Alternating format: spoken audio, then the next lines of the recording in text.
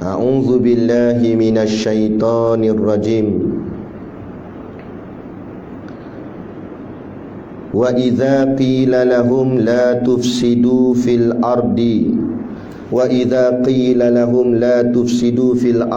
qalu innama nahnu muslihun.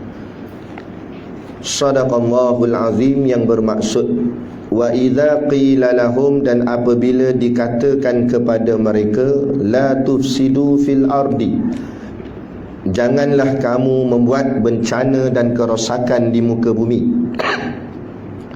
Qalu, mereka menjawab, innama nahnu muslihun, sesungguhnya kami orang-orang yang hanya membuat kebaikan.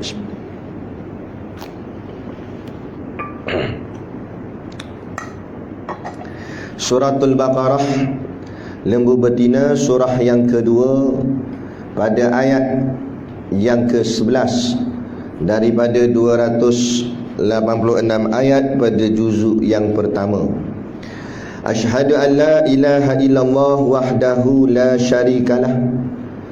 Aku bersaksi bahawa tidak ada Tuhan melainkan Allah yang Maha Esa, tidak ada sekutu baginya. Wa asyhadu anna sayyidana Muhammadan abduhu wa rasuluh, dan aku bersaksi bahawa junjungan kita Nabi Muhammad sallallahu alaihi wasallam adalah hamba dan rasulnya. Allahumma salli wa sallim ala sayyidina Muhammadin.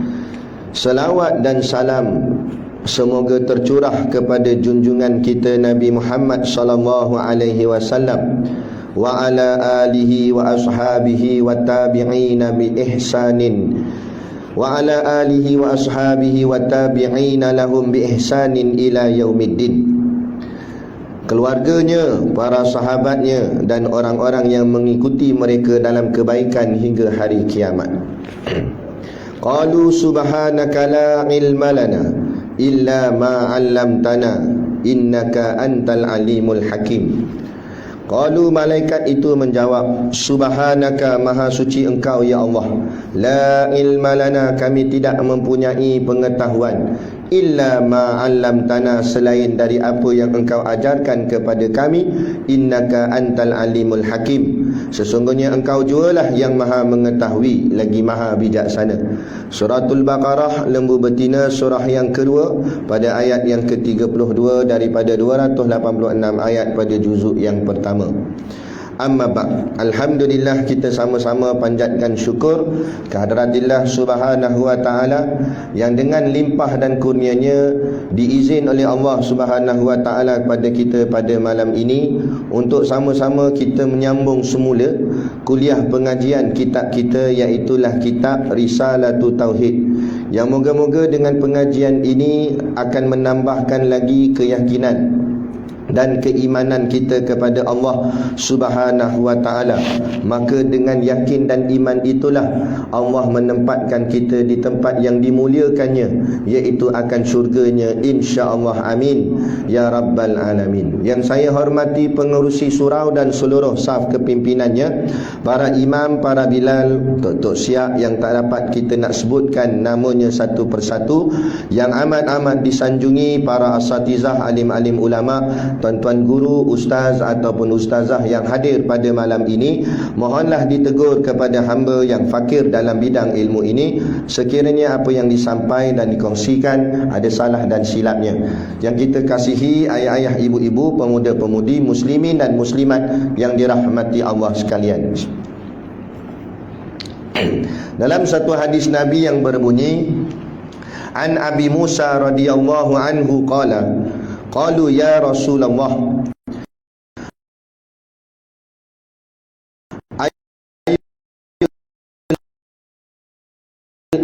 Islami abdul man muslimin al-Qarahu Imamul Bukhari. Mafhum hadis.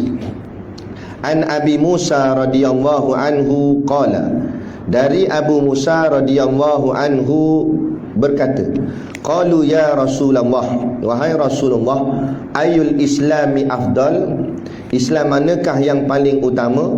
Qala Rasulullah sallallahu alaihi wasallam menjawab, man salimal muslimuna min lisanihi wa yadihi. Siapa yang kaum muslimin selamat dari lisan dan tangannya. Hadis riwayat Imam Al-Bukhari. Dan berkata hukama, idza sadaqal azmu wa dhahas sabil. Jika benar tekadnya, maka akan jelaslah perjalanannya. Jadi insya-Allah kita sambung perjalanan pengajian kitab kita ni berkenaan dengan muka surat depan lagi. Yang ni kita akan sambung pada kalimah Alhamdulillah. Bismillah kita dah selesai.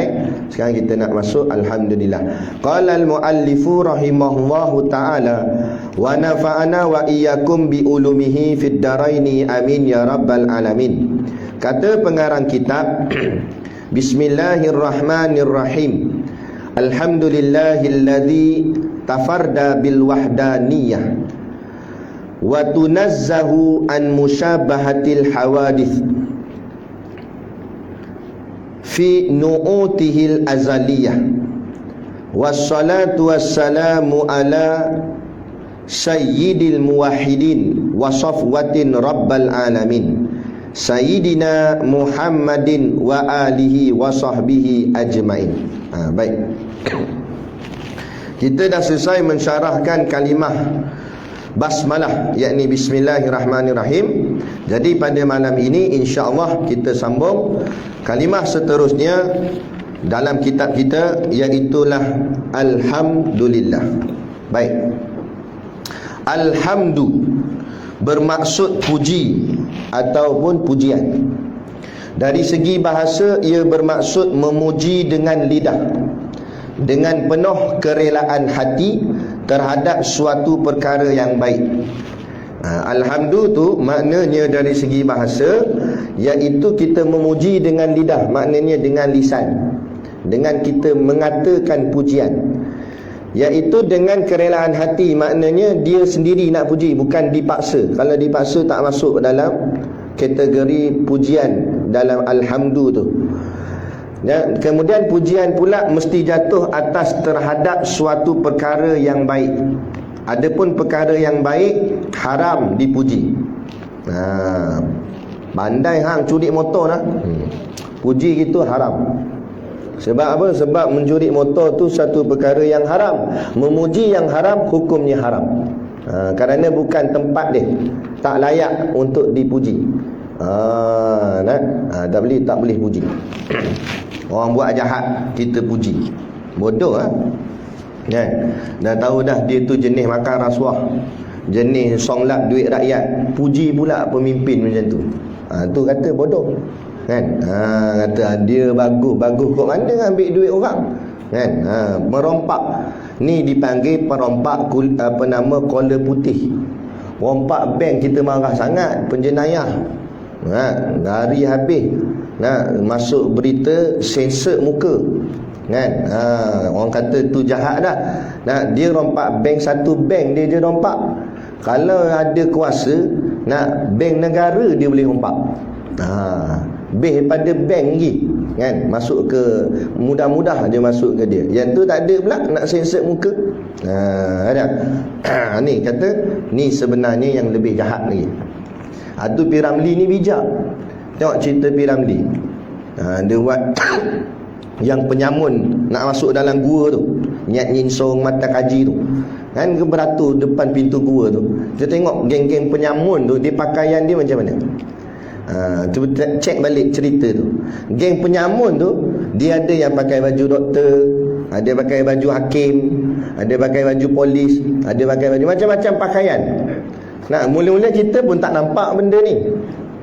Kita mungkin tengok benda tu nampak kelakar gitu je. Rupanya ada makna tersirat. Dia kata ni puak-puak penyamun.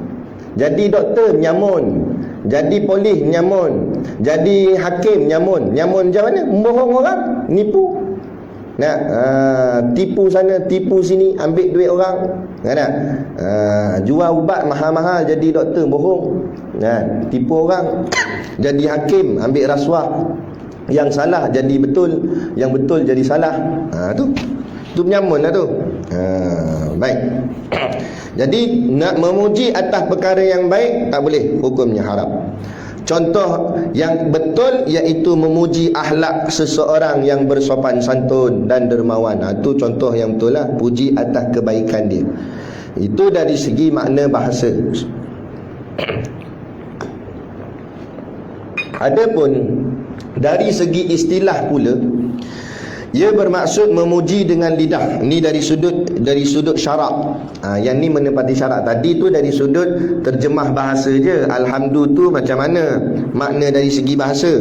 Itu makna umum lah, makna umum. Adapun yang kedua ni kita nak tengok makna yang menepati dalam agama kita. Yang dikatakan puji dalam agama tu sebenarnya macam mana? Dari segi istilah pula dia kata ia bermaksud memuji dengan lidah, sama macam tadi. Kita muji tu dengan kita lafazkan dengan secara lisan, sambil dia kata mengakui keagungan pemberi nikmat iaitu Allah. Masa kita puji tu, hati kita kena kata hebat perkara yang kita puji tu adalah daripada Allah. Kena talakan kepada Allah. Bukan nampak orang tu yang hebat, bukan nampak sesuatu tu yang hebat. Sesuatu yang hebat itu datangnya daripada Allah, lalu kat tempat dia je, masuk ke dia, kan? Macam kita contoh ni, contoh kiasan. Kalau kita minum air atau kita makan satu-satu makanan, kita kata sedapnya makanan ni. Pada zahirnya kita memuji makanan, pada hakikatnya siapa yang kita puji sebenarnya dalam situasi tu? Ya? Ini hakikat sungguh tak betul lah Allah. Tapi maksudnya bila kita puji makanan tu sedap, bermakna kita muji tukang masak tu lah. Sebab yang masak tu jadi sedap, siapa yang masak? Dia. Kalau dia tak pandai masak, tak ada kita puji makanan tu. Itu dari sudut contoh umum. Adapun dari sudut agama ni macam tu lah. Bila kita nampak sesuatu tu hebat, siapa yang bagi dia hebat? Allah lah. Kita puji benda tu tak apa, tapi balik puji tu pada Allah. Sebab apa? Sebab yang menjadikan suatu tu kualiti ke, hebat ke, betul ke, elok ke, Allah. Bukan benda tu. Benda ni mana ada apa. Ingat pesan Syekh Ibn Athaillah As-Sakandari. Dia pesan kat kita bahawa ingat makhluk ini umpama bayang-bayang. Kan? Makhluk ini umpama bayang-bayang. Apa maksud dia? Maksud dia bayang-bayang tak boleh bagi apa-apa. Makna makhluk tak boleh memberi manfaat dan tak boleh memberi mudarat. Nak bagi baik pun tak boleh, nak bagi susah pun tak boleh. Itu makhluk. Makhluk tak ada apa. Yang ada Allah. Allah boleh bagi manfaat, Allah juga boleh memberi mudarat. Sebab dia yang maha berkuasa. Ada pun makhluk tak ada. Habis yang nampak macam dia bagi manfaat kat kita, nampak macam hakikat Allah. Kita cucuk vaksin. Tak kena, katalah contoh, tak kena. Orang lain kena, kita tak kena sebab kita dah booster. Dia belum, contoh aja. Tiba-tiba tak kena. Jangan nampak booster tu. Bolehlah kita kata puji tu, bolehlah. Booster ni bagus ke? Orang lain kena, aku tak kena. Tapi jangan nampak hakikat booster yang selamatkan kita. Yang selamatkan kita tu Allah. Kalau Allah kata tak selamat, tak payah kata booster. Apa stir pun tak selamat. Nak faham situ. Nak bagi faham, ini soal akidah. Jangan buat main-main benda ni. Sebab ini soal pergantungan hati. Di mana kita meletakkan keyakinan kita, pada sisi makhluk atau pada Allah. Usaha dan ikhtiar silakan, tak ada masalah. Tapi jangan sampai meletakkan pergantungan di dalam kepada makhluk. Jangan. Rosak. Pergantungan kita hanya semata kepada Allah. Nampak? Baik. Jadi balikkan pujian itu kepada pemberi nikmat, iaitu Allah.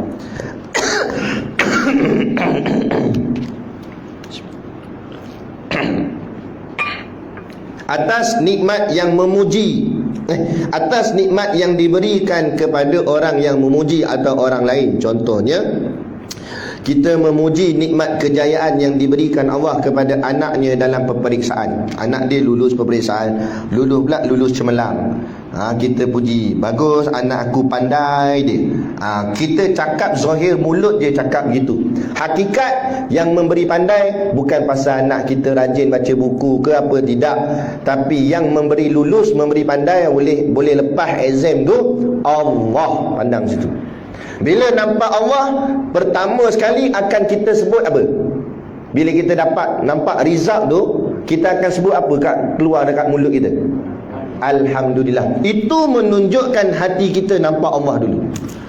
Tapi kalau kita dapat fuyo, dia kata. Mana Alhamdulillah? Alhamdulillah sagi. Lambat sikit baru nak sebut. Itu makna tak nampak Allah tu. Itu masalah. Kita dapat satu benda, alamak weh, syak ya. Yang tu dulu sebut apa? Sebutlah Alhamdulillah dulu. Apa-apa biar nampak Allah. Kita selamat ke macam mana, accident selamat, Alhamdulillah.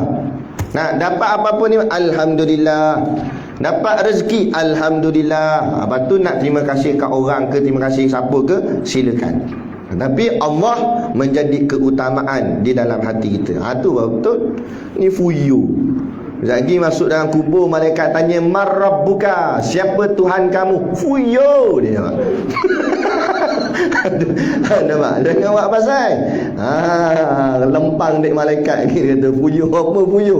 Nak ada ke pula situ. Biar nampak Allah. Itu baru masuk Rabbi, Tuhanku. Barulah boleh jawab. Malaikat tanya, "Man rabbuka?" Siapa Tuhan kamu? Allah lah. Baru boleh jawab Allah.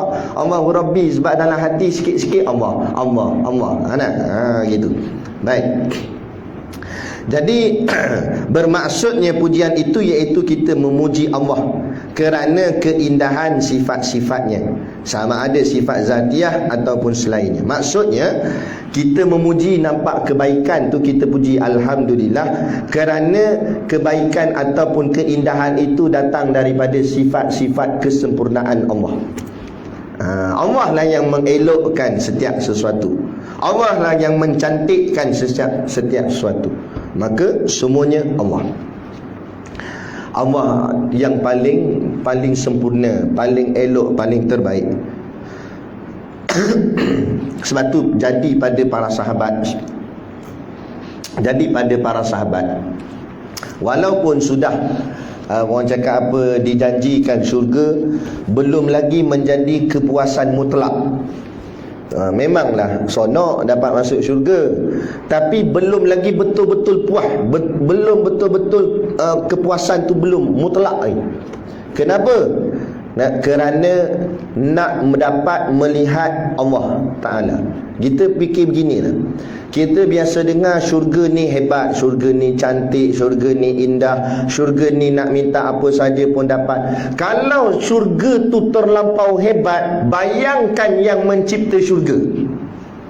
Kalau syurga tu sangat cantik, dah yang cipta syurga lebih cantik. Kalau syurga tu hebat, yang cipta syurga lebih hebat. Sebab tu kata ulama, tidak ada nikmat yang paling besar melainkan nikmat dapat melihat Allah. Dapat melihat Allah. Lepas tu kena jaga mata kita supaya Allah redha atas mata kita. Allah izinkan nanti di hari akhirat dapat melihat akan dirinya. Dapat melihat Allah tu, itulah sebesar-besar nikmat. Sebesar-besar nikmat. Baginda Nabi kita, Nabi Muhammad SAW, dapat dalam peristiwa Isra' wal Mi'raj dapat bertemu Allah dalam keadaan jaga. Nabi Musa AS tak dapat bertemu Allah, baru mendengar kata-kata Allah di Bukit Tursina. Allah berkata-kata dengan dia, cakap saja. Macam kita cakap dalam telefon, kita tak nampak muka orang tu, dengar kata je. Kena pula yang bercakap tu, katalah contoh sultan ke agung ke Perdana Menteri cakap dengan kita dalam telefon, sonok habis nak habis tunjuk kat orang. Nak orang kata apa? PM Dana Menteri telefon dia, cakap, rekod tu, tekan, buat kenang-kenangan. Nak dengar balik lagi. Apa? Sebab orang besar cakap gitu. Padahal tak nampak muka. Begitu Nabi Musa AS. Ini pula dapat berkata-kata dengan Allah. Hebat. Nabi Musa turun daripada bukit Tur Sina, dia tutup telinga. Dalam kitab-kitab tafsir cerita. Tutup telinga. Apa tutup telinga? Dia kata, apa pun suara makhluk jelek aku dengar. Kerana aku telah mendengar suaranya Allah. Suara yang sangat indah. Tak tahu, kita tak mampu nak bayang. Tak boleh nak fikir macam mana, tak tahu. Mana kalau panggil penyanyi paling sedap sekalipun dalam dunia ni, jelek kata dia. Nak banding dengan suaranya Allah. Macam mana? Wallahu a'lam. Itu kata hebat. Lepas tu kita biarlah ada hajat niat nak dapat bertemu Allah. Gitu. Baik. Kemudian menjadi persoalan dan perbahasan di kalangan ulama, apakah perbezaan alhamdulillah dengan asyukrulillah? Alhamdulillah, segala puji bagi Allah. Asyukrulillah, syukur bagi Allah. Apa bezanya? Bezanya memang beza perkataan, tak dari segi makna. Maka ulama kata dari segi bahasa adalah sama makna dengan alhamdulillah. Jadi syukur dengan alhamdulillah sama dari sudut makna bahasa dia. Yakni makna dengan makna memuji tadilah. Dari segi istilah ia berbeza. Dari segi istilah ia berbeza. Tadi dari segi makna umum ia sama, tapi dari segi makna, dari segi istilah, yakni makna dari sudut agamanya, ia ada perbezaan. Ini kerana alhamdulillah itu ialah lafaz. Sebab tu alhamdulillah nak boleh pahala dia kena sebut. Baca dalam hati saja tak madai. Dia kena dengan lafaz. Sebab tu dengan lisan, alhamdulillah, kena sebut, kena lafazkan, supaya dengan lafaz itu menimbulkan rasa dalam hati itu, rasa syukur. Adapun asyukru, syukur itu adalah perbuatan. Perbuatan kita syukur atas nikmat Allah. Kita dapat nikmat, kita lafaz, alhamdulillah dapat ni duit bantuan contoh, kan? Tanda kita syukur, kita gunakan duit bantuan tadi tu untuk menolong agama Allah, atau buat apa saja kebaikan dari sudut agama, kan? Kita guna tu untuk buat belanja anak bini, makan yang halal-halal, yang elok-elok, ataupun kita guna untuk nak tambah surau masjid kita bagi elok, bagi makin cantik, makin kemah, kan? Itu yang ditandakan sebagai makna syukur. Kita dapat nikmat, orang bagi motor ke apa kira-kira lah, ataupun mampu duit kita cukup nak beli kereta, kita pun sebut alhamdulillah, akhirnya boleh aku beli kereta. Tapi tanda syukurnya pula, iaitu syukurnya gunakan kenderaan itu untuk agama Allah, untuk pergi masjid, untuk pergi surau, untuk buat kerja-kerja dakwah, kerja-kerja agama. Tapi kalau kita gunakan nikmat yang Allah beri pada kita untuk buat maksiat atau dosa pada Allah, itu namanya kufur. Syukur lawannya kufur. Kufur ni hampir kepada kafir. Dia belum jadi kafir, takkanlah buat macam tu terus kafir. Tak, berat nak kata kafir ni. Tak, tapi dia mengarah. Kalau kufurnya terlampau banyak, lama-lama boleh silat-silat hari bulan boleh jadi kafir. Lepas tu kita jangan kufur nikmat. Kufur nikmat ni Allah tak tambah dah nikmat. Kalau Allah tambah pun tambah dari sudut istidraj. Lagi banyak dia dapat, lagi dia jauh dengan Allah Ta'ala. Ada. Tengok rajin datang surau istiqamah, orang pakat pun, kawan-kawan pakat puji dia, bagus dia lah ni, kan? Menjak lepas PKP ni aku tengok dia lekat kat surau. Memanglah lekat, projek tak dapat.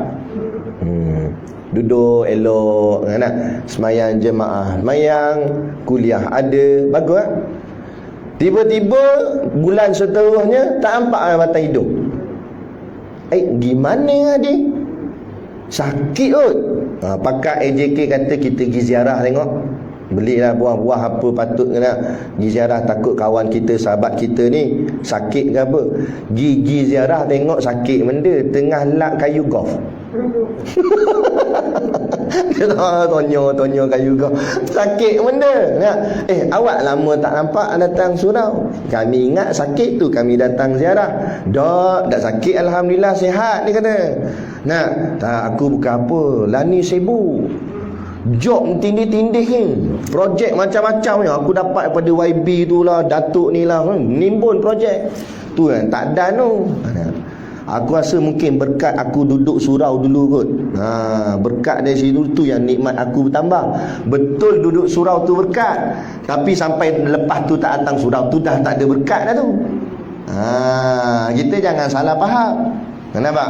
Sebab tu patutnya lagi banyak nikmat Allah bagi kat kita, makin rapatlah kita dengan Allah. Macam orang tu selalu bagi satu benda kat kita, selalu tolong kita. Kita tak ada duit sikit, dia hulur. Kadang-kadang kita tak minta, dia bagi. Baiknya kita ingat tak dia selalu? Ingat tak? Jadi rapat dah dengan dia, rapat tak?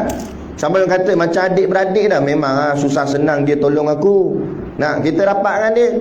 Patut jadi macam itulah Allah. Bila Allah tolong kita, bagian kita susah jadi senang. Allah tambahkan nikmat, Allah tambahkan rezeki. Tiba-tiba makin renggang dengan Allah Ta'ala.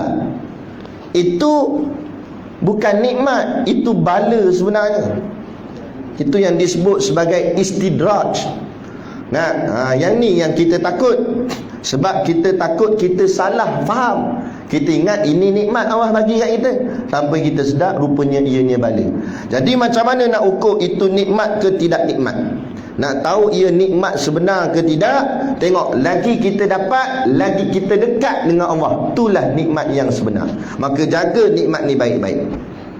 Jadi kadang-kadang tak semestinya dengan naik jawatan itu nikmat.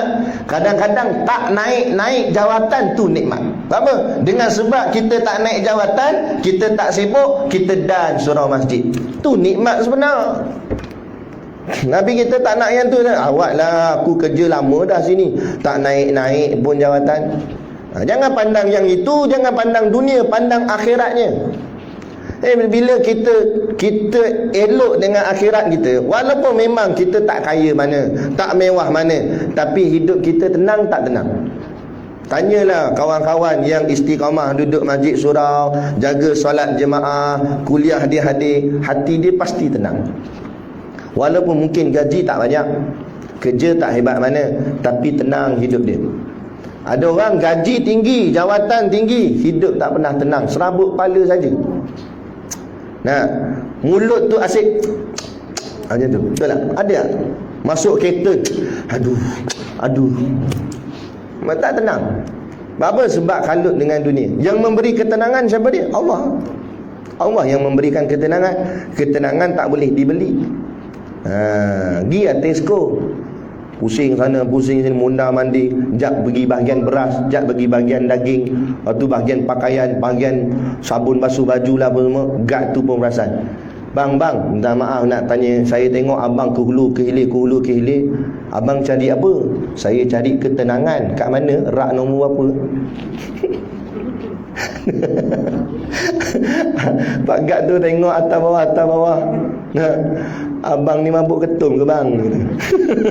Ketenangan apa cari kat Tesco, dia kata. Mana ada? Tak payah kata abang, saya pun tak tenang ni, kata. Ketenangan itu datang dari sudut agama. Lagi kita dekat dengan Allah, lagi tenanglah hati kita. Lepas tu tak pelik, ada orang hidup dia tak kaya mana, rumah dia biasa je, rumah miskin. Kereta pun Allah, exhaust ikat dengan dawai. Tekan signal naik wiper kereta pun. Kereta lama, buruk je kereta dia. Sekali start macam nak runtuh pintu, bunyi. Tapi dia tenang, hidup ni senyum aja, macam tak ada masalah. Assalamualaikum ji. Waalaikumsalam, kata. Relax je, steady je.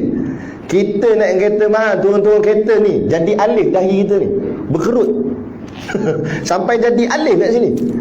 Berkerut ni pasal ada je masalah, pening sana pening sini. Jadi hidup kita bukan pasal nak cari harta banyak mana. Hidup kita nak cari ketenangan kita kepada Allah Subhanahu Wa Taala. Kalau dunia lagi dia telah merasai ketenangan, insya-Allah akhiratnya lebih tenang, diletakkan Allah dalam syurga yang sangat tenang. Jadi kita begitulah. Buat apalah kaya-kaya sangat, mewah-mewah sangat, bukan boleh dapat ketenangan. Kerja-kerja pilah, bayar cukup makan minum, jadilah. Tak payah lebih-lebih sangat, tak payah over sangat. Over sangat kita pun pening, kita pun sakit kepala. Jawatan tak payah minta-minta untuk dinaikkan. Kalau bos kita rasa kita memang layak dengan sebab kerja kita jujur, dia bagi, maka kita terima dengan ucap alhamdulillah, syukur pada Allah. Itu nikmat yang Allah beri. Nampaknya bos yang bagi, tapi hakikat Allah yang beri. Bila Allah beri? Bila kita tidak meminta-minta. Tapi kalau kita yang minta-minta, kadang-kadang memang dapat, tapi kita tak dapat melaksanakannya dengan betul. Akhirnya jadi rosak hidup kita, jadi masalah, beban terlampau banyak, sakit kepala, ni pening apa semua. Lah kali kita pun sendiri kata menyesal aku. Macam mana? Jadi inilah maknanya dengan makna alhamdulillah. Biar kita jelas. Syukur itu sebagai perbuatan kita, menunjukkan kita rasa syukur kepada Allah dengan mengambil nikmat yang Allah beri itu, kita gunakan ke arah kebaikan dari sudut agama. Jangan salah guna. Salah guna dikira sebagai kufur nikmat. Baik. Kemudian alhamdulillah itu kata ulama terbahagi kepada 4 bahagian. Terbahagi kepada 4 bahagian. Makna puji itulah, puji itu terbahagi pada 4 bahagian. Yang pertama disebut sebagai tak apa, saya sebut dulu nanti baru saya terangkan. Yang pertama disebut sebagai puji qadim bagi qadim. Puji qadim bagi qadim. Yang kedua, puji qadim bagi hadis. Yang kedua. Yang ketiga, puji hadis bagi qadim. Dia terbalik dengan yang kedua tu. Tadi kedua qadim bagi hadis, yang ketiga ni terbalikkan, hadis bagi qadim. Yang keempat, puji hadis bagi hadis. Dua-dua hadis. Baik. Apa tu qadim, apa tu hadis? Kita terang satu-satu insya-Allah. Qadim tu pemilik sifat yang bersifat dengan sifat kidam. Kidam tu sifatnya, yang memiliki sifat kidam tu dinamakan dia qadim. Boleh faham tak? Kita pergi. Kidam tu apa pula? Kidam tu maksudnya tak ada permulaan. Tak ada mula. Maksud tak ada permulaan, tak bermula dengan kosong, lepas tu baru satu. Tu maknanya ada permulaan. Ni tak ada permulaan, tak ada mula tu, tak ada. Mula tu tak ada, tu nama bahasa Arab dia kidam. Kemudian yang memiliki sifat kidam itu dipanggil akan ia qadim. Jadi sifat yang tak ada permulaan ini, itulah namanya Allah. Kerana Allah tak ada permulaan. Kalau Allah ada mula, pasti ada yang memulakan Allah. Maka mustahil akal tak boleh terima. Kita pegang iktikad akidah kita, Allah tak ada permulaan. Bila Allah tak ada permulaan, berarti Allah lah yang bersifat dengan sifat kidam. Boleh faham takat ni? Jadi siapa qadim? Qadim tu apa? Qadim yang bersifat dengan sifat kidam. Siapa yang bersifat dengan sifat kidam? Tuan-tuan faham dah ni?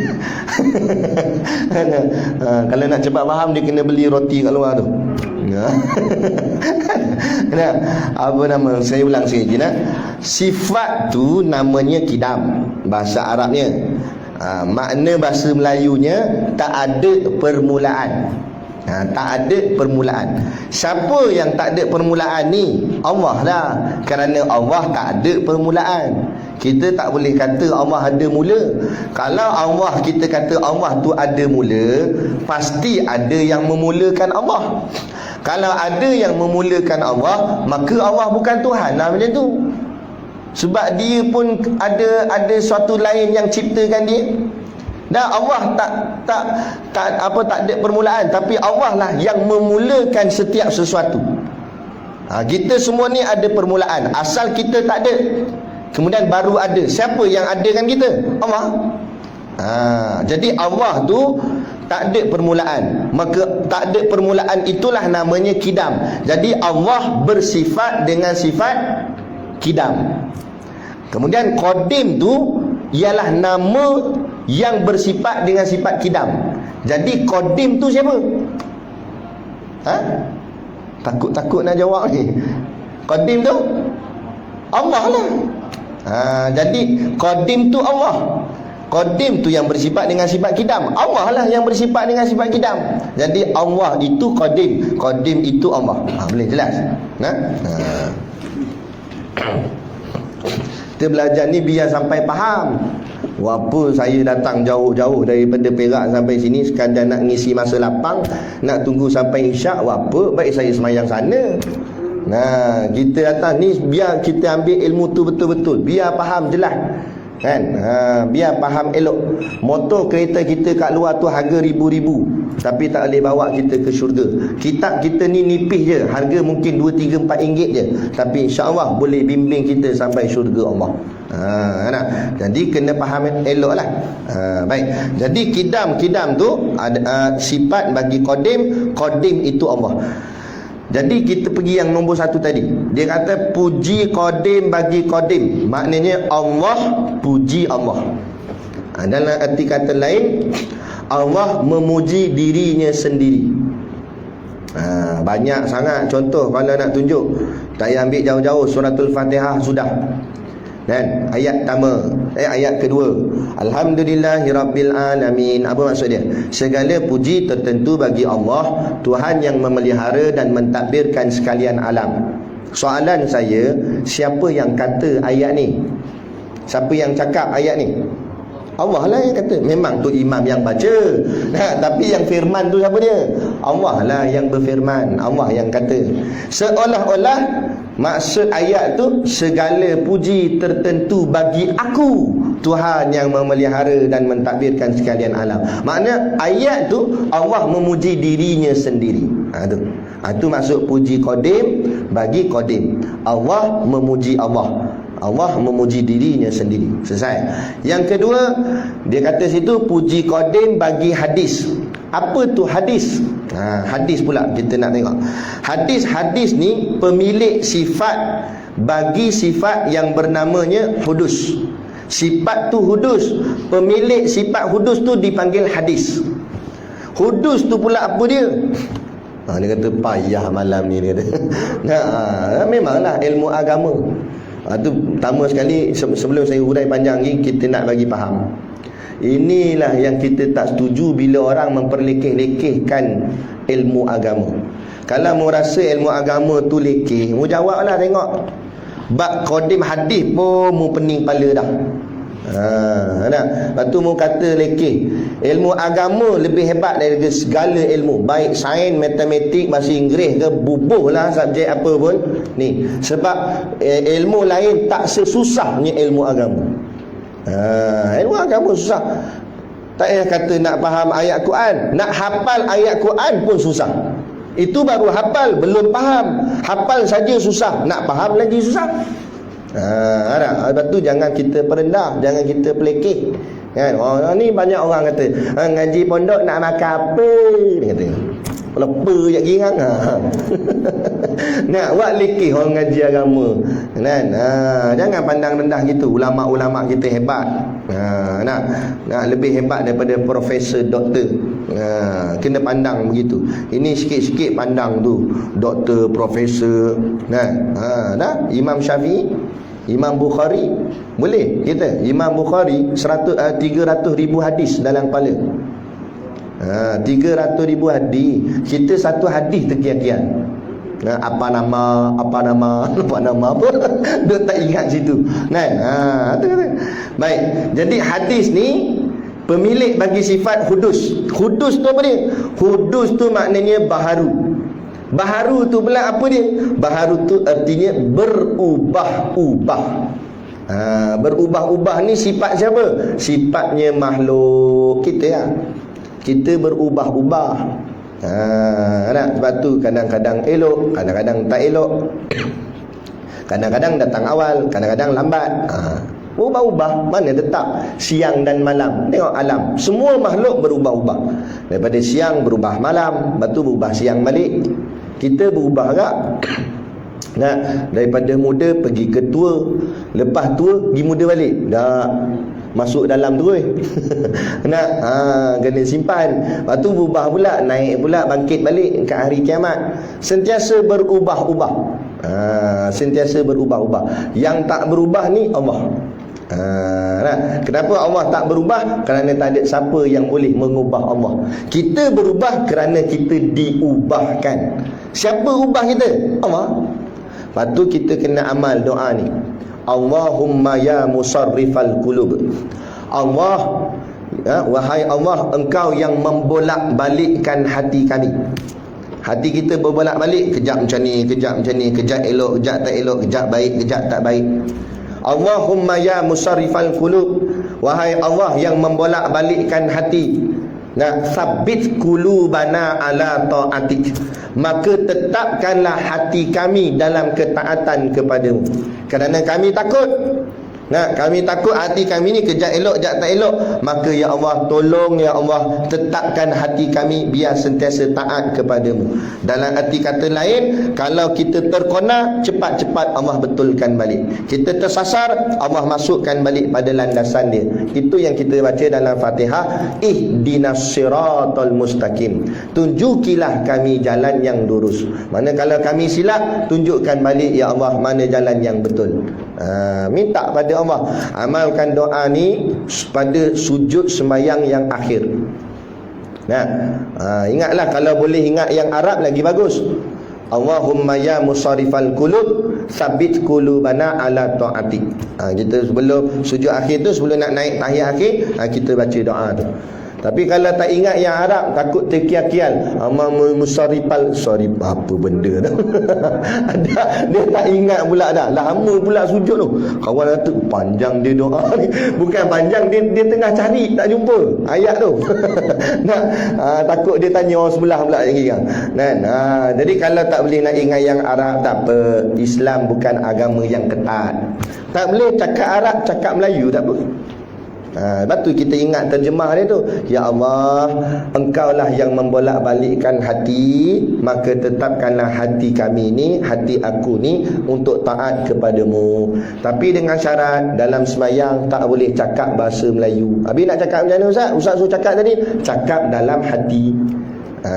Jadi masa sujud tu lintah di hati. Ya Allah, engkaulah yang membolak-balikkan hati kami ni, maka tetapkanlah hati kami untuk taat padamu. Lepas tu bangunlah. Gitu. Amalkan selalu, insya-Allah. Moga-moga kalau kita ada salah silap, Allah betulkan kita balik. Biasalah kita ni kadang-kadang tersilap juga, macam gigi dengan lidah. Walaupun kerjasamanya erat, berkawan baik dia daripada kecil sampailah kita tua, tak pernah dia berpisah, duduk situ lah, lidah dengan gigi. Tapi sepanjang usia kita, pernah tak gigi menggigit lidah? Ada.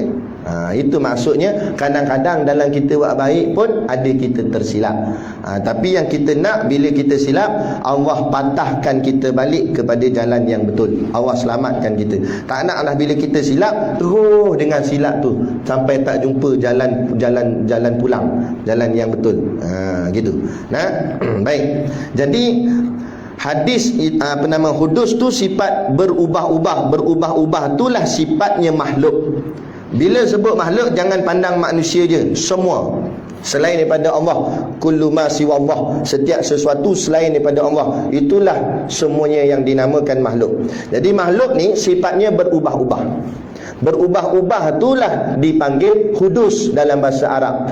Pemilik yang memiliki sifat hudus itu dipanggil hadis. Jadi hadis tu makhluk lah. Bagus lah. Jadi hadis tu makhluk. Okey, baik. Sekarang kita balik kat yang nombor 2 tadi tu. Puji qadim bagi hadis, dia kata. Jadi qadim kita tahu dah, qadim Allah. hadis makhluk. Jadi maknanya Allah memuji makhluknya. Ni pun banyak contohnya. Ada dalam ayat Quran Allah sebut nikmal abdu innahu awwab, sebaik-baik hamba-Ku yang banyak bertaubat. Itu Allah puji hamba dia, Allah puji makhluk dia. Allah kata hamba Aku yang paling baik ialah hamba Aku yang suka bertaubat kepadaku. Taubat ni maksud apa?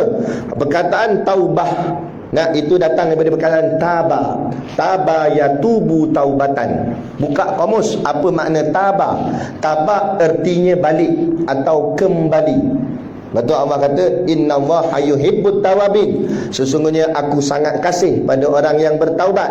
Allah kata nikmal abdu innahu awwab, sebaik-baik hamba-Ku yang banyak bertaubat. Kita tukar makna taubat kepada makna balik. Sesungguhnya Allah suka pada orang yang balik pada Dia. Kita silap, kita balik pada Allah. Kan? Kita buat salah, kita patah balik pada Allah. Buat salah itu bukanlah kita reda orang buat salah, tak. Tapi salah itu fitrah manusia. Sebab manusia ni lemah. Nah, malaikat tak buat salah sebab malaikat tidak ada hasutan nafsu dan juga iblis. Kita manusia ni nafsu pun ada, iblis pun ada. Tok guru kami bagi nama kat dia. Nah, nafsu tu namanya paksu, iblis pakleh. Nah, paksu dengan pakleh leceh. Dia datang, habis kita niarap tu. Ikut ke dia. Nak, Allah tu nak kena berjuang mujahadah. Dalam duk juang sekali-sekali terkena. Kadang-kadang kita menang, kadang-kadang dia menang. Bila dia menang tu kita tersilap buat, kita pun sedar astagfirullahalazim, apa aku buat ni, patah balik, istighfar balik pada Allah. Itulah Allah kata Aku suka. Yang jadi Allah marah ni dah lah musilap, lepas tu tak nak patah balik. Macam kita bawa kenderaan pakai GPS nak datang ke sini lah, kita pakai tu Waze tu, Waze. Nah, dia kata turn right, kita pun masuk. Turn left, kita masuk kiri. Tiba-tiba dia kata turn left, kita pergi kanan. Dia kata turn left. Dia kata, "Woi, turn left lah." dia kata wrong way, wrong way. Maksudnya salah jalan, salah jalan. Kita buat confident. Lain kali dia pun mengang, "Woi, wrong way lah, patah balik." Situlah jadi marah tu. Kita salah jalan tak apa, nak macam mana tersilap, salah dengar ke macam mana tahu. Tak apalah, buatlah U-turn, pusing balik, masuk balik jalan yang betul. Ni dah orang kata wrong way, duduk terus lagi. Bila wrong way, dia sampai tak kat tempat dia nak pergi? Sampailah. Dia tekan weh tu, kami tu tekan weh daripada Beruah tu, nak pergi sini, surau Nurul Ehsan, Taman Impian, tak keluar. Kita pun tekan, okey jalan. Tiba ni bila dia kata surau tu masuk kiri, kita pergi masuk kanan. Adakah kita akan sampai ke surau ni? Takkan sampai. Lagi kita jalan, lagi jauh daripada surau tu. Lagi jalan lagi jauh, lagi jalan lagi jauh, takkan sampai. Begitulah orang yang sesat tu dipanggil sesat. Nah, Quran tegur dah benda ni salah, jangan buat. Hadis tegur dah, Nabi tegur benda ni salah, jangan buat. Dan dia buat confident dia buat benda yang salah. Allah larang dia buat juga. Allah kata, Nabi kata tutup aurat, dah dia siap selak rambut gini. Nah, rasa langsung tak ada rasa bersalah, confident, relax je. Saya nak tanya, adakah dia akan balik ke tempat asalnya syurga? Tanya dia. Bila kita kata orang macam ni dedak aurat ahli neraka, wah, dia marah kita balik. Ustaz zaman sekarang berlagak Tuhan, dia kata. Awak pula kita tanya, naklah menentukan orang tu syurga neraka. Siapa hang nak tentukan orang ni syurga neraka? Bila pula kita tentukan dia syurga neraka? Kita kata bila tak ikut perintah Allah, dia akan balik ke syurga ke tidak? Tu je. Macam tadilah, bila Waze tu kata masuk kiri, dia pergi masuk kanan, adakah dia akan sampai tempat dia nak pergi? Takkan sampai. Bila dah tak ikut apa Allah kata, macam mana nak sampai ke syurga tempat destinasinya? Nak. Sebab tu ikut sajalah. Ikut Allah kata apa. Ni bila kita kata kenapa ni tak tutup aurat ni? Dia kata, Ustaz, belum sampai seru, dia kata. Belum sampai seru. Hidayah belum sampai, dia kata. Kita tanya kenapa tak tutup aurat, dia kata hidayah belum sampai. Kita jawab pula, hidayah ada kat tapak tangan saya, nak sampai. Kadang-kadang orang macam ni kita kena main kasar sikit kan, nak bagi dia sedar. Kan ada pula nak tunggu sampai bila? Nak tunggu malaikat maut bagi salam. Assalamualaikum. Salam siapa ni? Israel. Oh, El. Dia kata. Dia tak tahu tu Israel tu malaikat maut. Nah, dah datang buat benda ni, nak ambil hang. Nak ambil bau kelang kabut, nak cari kain tudung lah, nak ambil tikas dah, nak semayang. Sudah terlambat. Roh kita bila dah sampai di kerongkongan, habis. Tarik, habis dah. Tak ada apa dah. Nak bertaubat tak ada apa dah. Kalau kita panjang umur, sempatnya huru hara hari kiamat, Allah naikkan matahari di sebelah barat, sudah tertutup pintu taubat. Masa tu belum kiamat betul berlaku lagi. Tu baru tanda-tandanya saja. Tapi kata ulama, bila naik dah matahari di sebelah barat, maka pintu taubat akan tertutup. Waktu tu siapa yang bentang tikas jadah, nangis-nangis, biar air mata darah sekalipun, minta ampun pada Allah, sudah terlambat. Itu yang cerita tentang Nabi Musa nak dikejar oleh Fir'aun. Bila Fir'aun sampai kat tengah-tengah air itu terbelah, Fir'aun masuk tengah tu. Bila air tu nak tutup, dia cuba nak berkata taubat pada Allah, tapi sudah terlambat. Malaikat menyumbat mulutnya untuk tak sempat dia bertaubat pada Allah kerana sudah terlambat. Kita macam itulah manusia. Bila nak hujung baru nak taubat pada Allah. Dah masa lama-lama dulu mau buat apa? Dah tak, dunia dah tak nak kita, dipanggil istilahnya pencen. Baru nak cari rumah Allah, baru nak cari masjid surau. Dah bagian muda dulu masih gagah sihat, gimana? Dua benda. Tapi bukan sinilah, tempat lain. Kan tak laku barang kat luar tu kan. Tapi nak cerita aja, contoh. Betul. Kita tanya balik diri kita. Kita nak Allah Allah bagi kita syurga gitu gini. Tapi di mana kita? Di mana kita? Sebab tu Nabi kata Allah akan bagi syurga pada semua yang nak, melainkan yang tak nak Allah tak bagi. Sahabat pelik lah. Sahabat kata, mana ada orang tak nak syurga ya Rasulullah? Ada ke orang tak nak syurga? Nabi kata ada. Sahabat pelik, ada. Nabi kata mereka yang tak nak mengikut perintah Allah, tak nak ibadat. Surau masjid kita tak pernah pun nak masuk syarat kena bayar, ada? Tak ada. Ada. Tandas kena bayar nak masuk. Pergi shopping komplek ke apa semua habis kena keluar duit. Ni masuk datang duduk je. Tabung tu bukan tiket kuliah, nak bagi tak bagi kedukut baik, itu je. Nampak? Tak ada masalah, bagi pun tak apa, tak bagi pun tak apa. Bukan kena keluar duit apa. Kita nak meletakkan diri kita berada di pada pandangan Allah. Allah tengok ada tak kita dalam majlis ilmu? Oh ada. Ada tak solat jemaah? Oh ada. Ini semua Allah cari tempat-tempat baik, tak ada kita. Surau tak ada, masjid tak ada, majlis ilmu tak ada, semayang jemaah tak ada. Tengok-tengok dekat Tesco ada pula. Bukanlah kata pergi Tesco tu salah, tidak.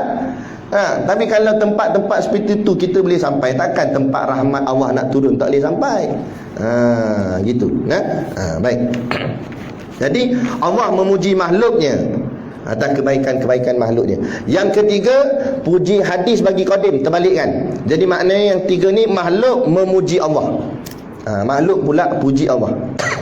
Makhluk puji Allah banyaklah. Macam kita lepas mayang tadi kita buat subhanallah, subhanallah, subhanallah, kita berzikir. Berzikir itu maknanya kita puji Allah lah. Kita puji Allah. Yang keempat, puji hadis bagi hadis. Makhluk puji makhluk, sama-sama dia puji memuji. Tak semestinya sama-sama manusia. Kucing pun makhluk juga. Kita tengok comel kucing tu, bulu dia lawa, kita berkata comelnya kucing ni. Bermakna hadis memuji hadis. Makna makhluk memuji makhluk. Kita makhluk, kucing pun makhluk, kita puji dia. Boleh? Tak ada masalah. Baik, apa kaitannya dengan alhamdulillah? Baik, 1, 2, 3 dan 4 ini kata ulama, sebenarnya semuanya puji itu datang daripada Allah dan kembali kepada Allah.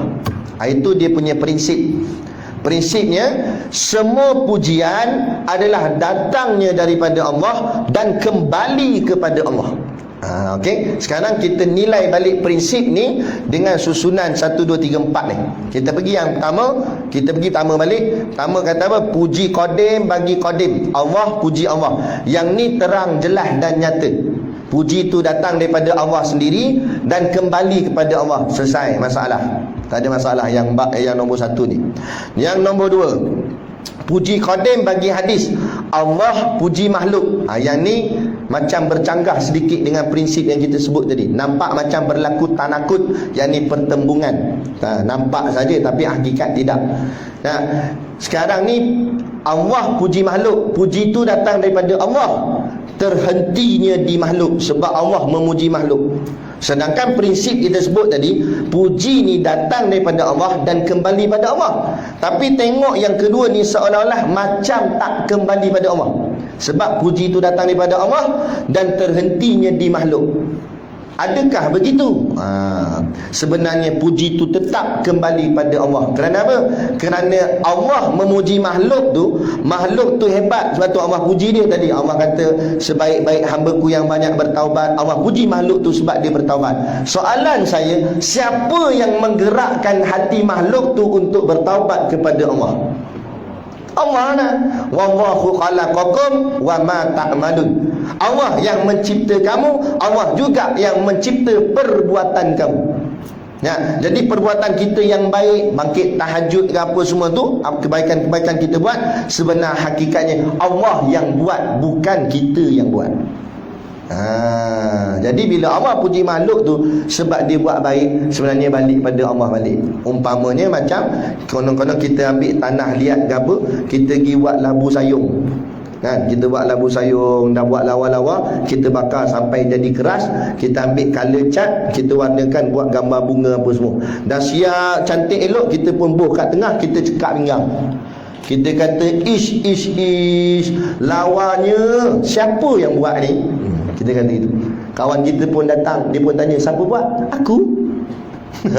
Bila dia puji labu sayung, bermakna dia puji siapa? Dia puji yang buat tu lah. Yang buat tu siapa? Dia puji diri dia. Sama lah tu, Allah puji makhluk sebab makhluk tu hebat, rajin ibadat apa semua. Siapa yang buat makhluk tu jadi rajin ibadat? Allah. Jadi makna Allah lah yang puji Allah, kan kita. Kita ni tempat lalu kebaikan tu. Allah mujur dalam banyak-banyak makhluk, Allah ambil kita untuk melakukan kebaikan yang sebenarnya Allah yang buatkan kebaikan tu untuk kita. Macam tu. Itu jadi puji qadim bagi hadis. Selesai. Yang ketiga, puji hadis bagi qadim, terbalikkan pula. Daripada makhluk yang start memuji, kembali pada Allah. Seolah-olah nampak macam tadi juga berlaku pertembungan dengan prinsip kita. Prinsip kita sebut puji ni datang daripada Allah dan kembali pada Allah. Sekarang ni puji ni datang daripada makhluk yang memuji dan kembali kepada Allah. Persoalannya, adakah bercanggah dengan prinsip? Tak. Kita memuji Allah, memang kita nampak kita yang puji Allah, tapi siapa yang gerakkan mulut kita untuk memuji Allah kalau bukan Allah? Kita pas mayang ni, subhanallah, subhanallah, ni boleh sebut subhanallah ni siapa izin ni? La tataharraku dzaratun illa biiznillah, kata hukama. Takkan berganjak walaupun sebesar zarah melainkan dengan izin Allah. Kalau sebesar zarah pun tak boleh bergerak melainkan izin Allah, dah bibir kita ni lebih pada zarah lagi. Boleh bergerak bibir kita menyebut subhanallah, subhanallah. Siapa gerakkan? Allah. Sebab tu pesan saya, kalau tak ada apa-apa hal yang mustahab, berzikirlah dengan imam sampai habis.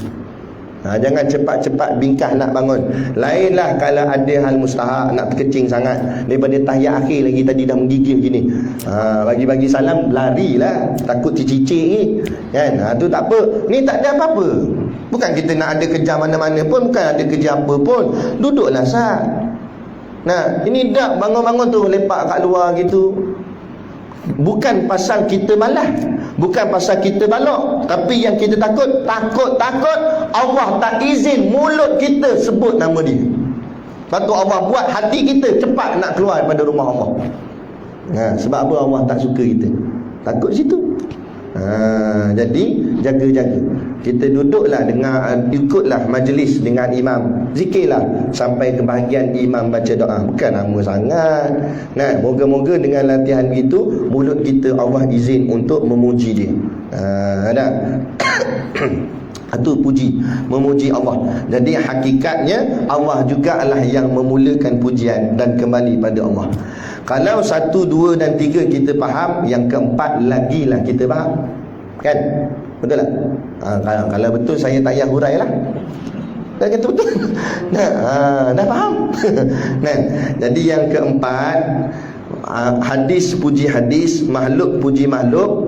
Makhluk tadilah contoh, orang tu puji kucing. Siapa yang menggerakkan hati orang tu untuk puji kucing tu? Allah juga. Dan kucing tu comel, siapa yang bagi dia jadi comel? Allah juga. Jadi sebenarnya puji tu tetap datang daripada Allah dan kembali kepada Allah. Itu yang disebut sebagai segala puji hanya milik Allah. Jadi puji itu semuanya Allah. Dan kat kita, dia lalu je. Dia bukan singgah, lalu je. Kebetulan lalu je. Tapi dia pusing balik, naik ke Allah balik. Tak kat kita. Boleh faham takat ni? Okey. Takut faham-faham. Lagi kawan habis-habis kuliah, kawan tanya, hang faham lah? Faham ni. Nah, hebat lah hang, cepat faham. Baru ngaji 1 malam faham dah. Dia pun jawab, Allah lah. Alhamdulillah, ini semua Allah lah. Saya cakap mulut dalam hati, bawa hang tahu aku siapa. Tak terpakai. Tak mau. Kita biar sampai masuk dalam hati. Bila orang puji kita, bukan sekadar mulut kita sebut Alhamdulillah, hati kita pun meletakkan ini semua datang daripada Allah.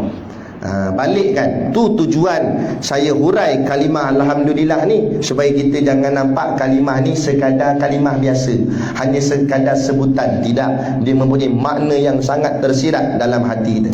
Jadi bila orang lepas ni orang duk puji kita, hang ni bagus gini, Alhamdulillah. Bila sebut Alhamdulillah tu, ambil pujian tu, nak serahkan balik kepada Allah, bukan aku. Bila serah balik, barulah hatinya tenang. Tak adalah jadinya sombong, tak adalah jadi rasa macam dia rasa dia hebat. Ini tak, orang puji setahun senyum. Setahun orang kata awak ni, itu depa puji aku. Duk ingat sampai bila-bila. La ilaha illallah. Boleh senyum bila orang puji kita, takkan nak muka masam. Bagus takkan nak macam tu. Kata gila ke apa kan? Orang puji, bukan orang maki. Tak apalah, kita senyum, cakap terima kasih, Alhamdulillah. Tapi hari tu je lah, dah esok tak ada lah. Ni sampai ke esok senyum lagi. Kenapa? Duk ingat semalam. Tu masalah. Nak puji Allah yang punya. Singgah lalu je kat kita. Boleh tak? Jadi kita berhenti takat ni. Nanti kita akan sambung. Allazi tafarda bil wahdaniyah. Tandakan. Nanti bagi tahu kat saya, sebab kitab ni saya banyak baca kat tempat-tempat lain sama. Dia punya stiker, dia punya banyak. Jadi tanda memang tanda dengan stiker, tapi tak tahu tu surau mana, masjid mana. Jadi kalau saya datang, insya-Allah kuliah akan datang jika diizinkan Allah, bagi tahu ustaz sambung dekat allazi tafarda bil wahdaniyah. Takutkan bulan depan Alhamdulillah lagi. Alhamdulillah lagi bila nak habis kan? Jadi sambung dekat allazi tafarda bil wahdaniyah, insya-Allah. Jadi cukup sekadar tu pada malam ni yang dapat kita kongsikan. Moga-moga memberi manfaat kepada kita bersama. Kalau tak banyak pun, sikit pun jadilah, insya-Allah. Jadi cukup sekadar tu. Wabillahi taufiq wal hidayah. Wassalamualaikum warahmatullahi wabarakatuh.